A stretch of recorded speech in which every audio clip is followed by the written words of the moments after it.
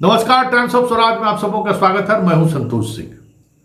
और देखिए, आज जिस तरीके से सदन में जातीय सर्वेक्षण रिपोर्ट पेश किया गया और जिस अंदाज में मुख्यमंत्री ने पेश किया, उसके बाद इस पर अलग अलग तरीके से सियासत होनी ही होनी थी। लेकिन उन तमाम सियासत के बीच तेजस्वी ने एक अलग तरीके की नैरेटिव सेट करने की कोशिश की है।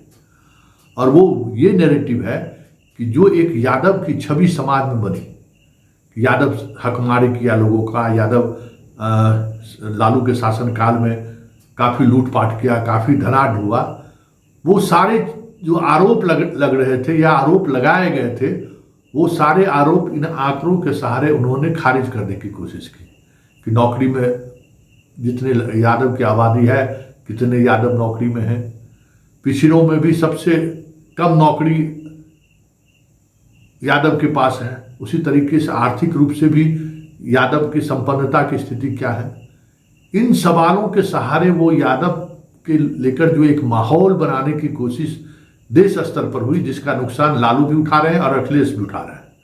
तो उसको किस तरीके से सेटल किया जाए, वो एक अलग तरीके की नैरेटिव सेट करने की कोशिश तेजस्वी ने आज के आर्थिक सर्वेक्षण रिपोर्ट के सहारे करने की कोशिश की है। लेकिन बड़ा सवाल यह है कि तेजस्वी ने जिस अंदाज में अपने पिता को मसीहा बताते हुए इस पूरे रिपोर्ट का श्रेय देने की कोशिश की है, उसका राजनीतिक यथार्थ क्या है, यह भी समझने वाली बात है। लेकिन सबसे महत्वपूर्ण बात है कि आखिर तेजस्वी यादव ने कहा क्या, जरा आप भी सुनिए। सबसे पहले माननीय मुख्यमंत्री जी को तो बधाई देते हैं, लेकिन हम अपने नेता, पार्टी के राष्ट्रीय अध्यक्ष, गरीबों के मसीहा, सामाजिक न्याय के परम योद्धा आदरणीय श्री लालू प्रसाद जी को भी धन्यवाद देते हैं कि आज उनका संघर्ष जो रहा वो आज फल मिल रहा है। तो लंबे समय से और आज के दिन हम अपने समाजवादी जो हमारे महापुरुष नेता रहे, लोहिया जी, कर्पूरी जी, जेपी जी, अंबेडकर जी, फूले जी, सभी लोगों को जो है, कर्पूरी जी को हम लोग जो है आज नमन करते हैं और उनके ही बताए हुए रास्ते पर हम लोग आज चले हैं और काम हम लोगों ने पूरा किया है। चुनाव में हम लोग लगातार कहते थे, सामाजिक न्याय के साथ हमारी सरकार अगर बनेगी, जो महागठबंधन की सरकार नीतीश जी के नेतृत्व में बनी है, सामाजिक न्याय के साथ आर्थिक न्याय हम लोग करेंगे।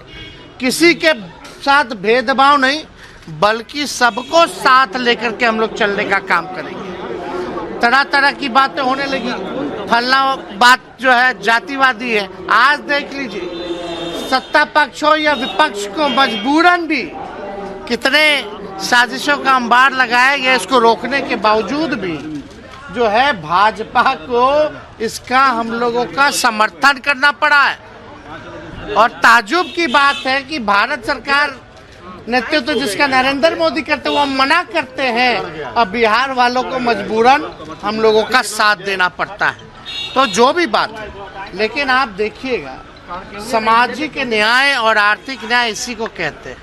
इसी की हम लोगों की लड़ाई थी कि अंतिम पैदान पे खड़ा जो समाज है, अंतिम व्यक्ति है, उसको मुख्य धारा में लाना है। और इसी के तहत ये बहुत ज़रूरी था कि साइंटिफिक एक आंकड़ा, जो डेटा हम लोग इकट्ठा करें कि कौन सी जात की कौन सी स्थिति, कौन सी जात को कितना सरकारी नौकरी है, कौन सा जात क्या व्यवसाय करता है, कौन सा जात भीख मांगता है, कौन सा जात दिहाड़ी मजदूर है, कौन सी जात जो है भूमिहीन है, तो इससे कौन सी परिवार जो है गरीबी रेखा के नीचे है। तो ये डेटा जो है सब कुछ सामने आ गया है।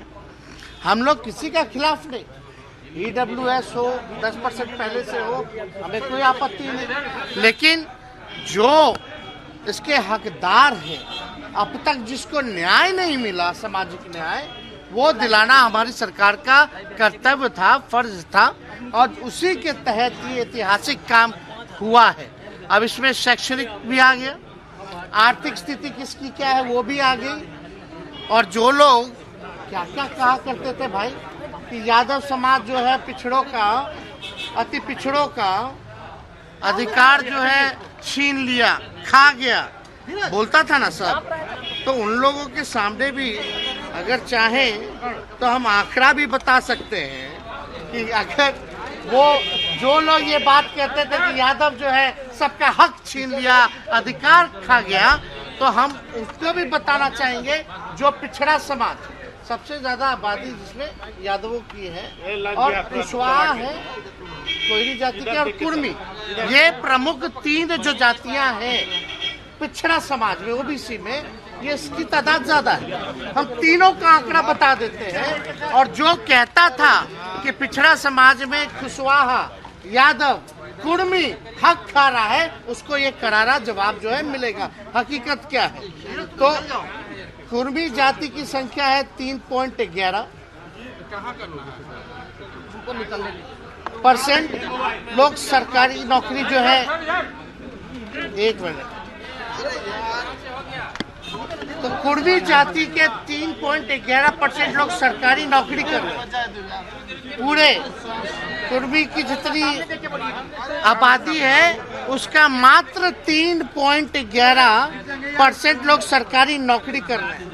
कुशवाहा जाति के 2.4% लोग जो है सरकारी नौकरी कर रहे हैं। और जो यादव समाज, जो सबसे बड़ा समाज 14% वाला है, उसका मात्र 1.55% लोग जो है सरकारी नौकरी जो है वो कर रहा है। अगर इन तीनों जातियों को मिला दीजिए, जिसकी आबादी जो है 21% है, तो तकरीबन 6.5% ही जो है सरकारी नौकरी में है। तो हम तो दूसरा भी आंकड़ा भी हम बता देंगे जहां और जातियों का है। मान लीजिए 0.6% आबादी जिनकी कास्ट समाज की है, उनका मिला दीजिए तो 0.6 से लेके 6.68 जो है प्रतिशत जो है काम कर रहा है। उसी हिसाब से भूमिहार समाज का है, राजपूत समाज का है, अत्यंत पिछड़ा समाज का है। तो ये सबका है। तो ये किसी के खिलाफ नहीं है, ये एक रियल पिक्चर जो है लोगों के सामने आना चाहिए था। उसी हिसाब से कल्याणकारी योजनाएं बनाने का काम होगा।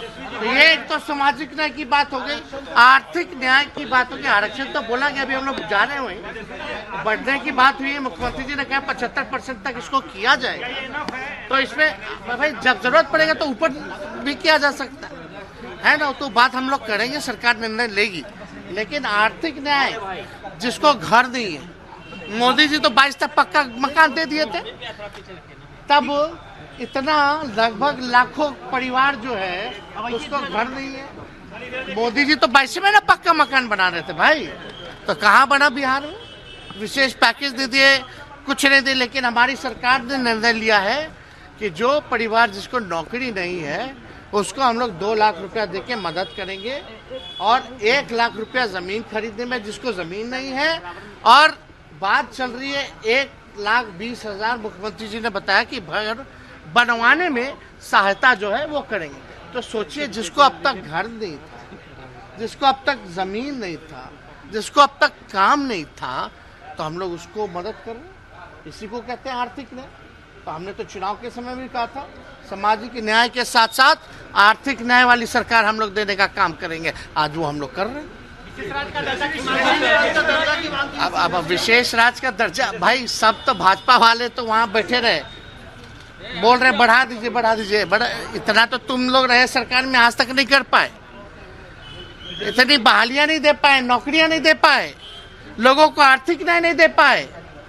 और अब जब आपसे मांगा जा रहा है कि केंद्र सरकार, सबसे बड़ी सरकार, जो देश की सबसे सर्वोच्च व्यक्ति है प्रधानमंत्री जी, उनसे मांग रहा है कि भाई बिहार गरीब राज्य है, पिछड़ा राज्य है, आंकड़े सार्वजनिक हो गए हैं, तो मदद तो करना चाहिए ना। तो विशेष पैकेज दे या स्पेशल राज्य का स्टेटस दे, क्यों नहीं दे रहे भाई? राज्य सरकार जो काम कर रही है बलबूते ही ना कर रही है, तो अपने जितना रिसोर्स है उसी पे काम कर रहे हैं हम लोग।